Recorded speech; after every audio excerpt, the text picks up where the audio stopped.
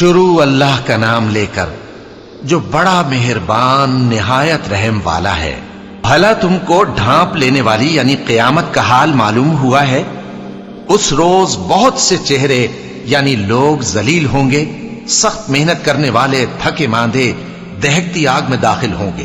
ان کو ایک کھولتے ہوئے چشمے کا پانی پلایا جائے گا، ایک سخت خاردار جھاڑی کے سوا ان کے لیے کوئی کھانا نہیں ہوگا جو نہ مفید غذا بنے اور نہ بھوک میں کچھ کام آئے۔ بہت سے چہرے یعنی لوگ اس روز شادماں بھی ہوں گے، اپنی محنت کے بدلے پر خوش، بہشت بری میں وہاں کسی طرح کی لغو بات نہیں سنیں گے، اس میں چشمے بہ رہے ہوں گے، وہاں تخت ہوں گے اونچے اونچے اور کٹورے قرینے سے رکھے ہوئے اور گاؤ تک یہ قطار کی قطار لگے ہوئے اور نفیس مسندیں جگہ جگہ بچھی ہوئی۔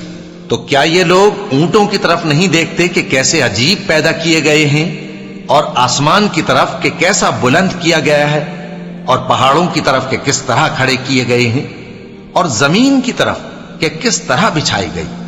پس اے نبی صلی اللہ علیہ وآلہ وسلم، تم تو نصیحت کرتے رہو کہ تم نصیحت کرنے والے ہی ہو، تم ان پر داروغہ نہیں ہو۔ ہاں جس نے منہ پھیرا اور نہ مانا تو اللہ اس کو بہت بڑا عذاب دے گا۔